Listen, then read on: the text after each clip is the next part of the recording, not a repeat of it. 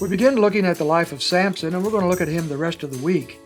We're looking at his life in Judges chapter 13, one of the major, most well-known characters, I suppose, from the Bible. Some of the things he did are just legendary. They're things that that we teach our children in toddlers church, that even unsaved people know something about. People who've never read the Bible, never read the account in their whole life.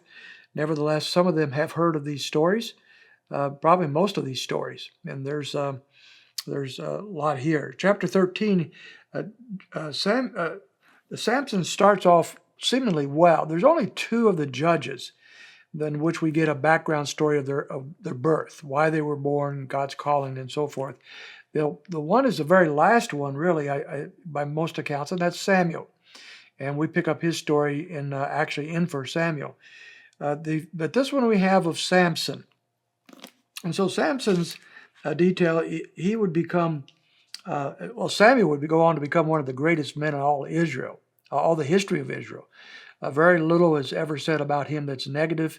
A godly man, a man of great spiritual strength.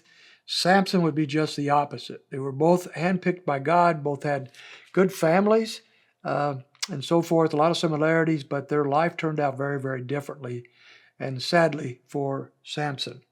Well, as we prepare for Samson's life here, we find that the angel of the Lord comes to Manoah's wife in verse 2 and says to her that you're going to have a child. And she was barren up to this point. It's amazing how many people in the Old Testament were unable to have children, and God gives them children, and that's part of the storyline. Well, that's what happens here. In verse 5, though, it's where it gets unique. Said, "For behold, you shall conceive and give birth to a son, and no razor shall come upon his head. For the boy shall be a Nazarite to God from the womb, and he shall begin to deliver Israel from the hands of the Philistines." So here's a uniqueness that Samson would be called to be a Nazarite from the womb. That is, before he was ever born, he was set apart by God to be a Nazarite. Now, the Nazarite vow and being a Nazarite goes back to Numbers chapter 6. So if you want to read the details, you can go there. Basically, a Nazarite or a Nazarite vow was a vow of dedication, and they were usually temporary. People would take this dedication vow, saying such and such for the Lord. They would do this or that, and they would not do certain things during that time of their dedication. They would not drink anything from the vine, no grape juice, no wine. They wouldn't touch a dead animal. They wouldn't cut their hair. And they would do that for a period of time. And when the vow was complete, then they would cut their hair and they go back to normal life.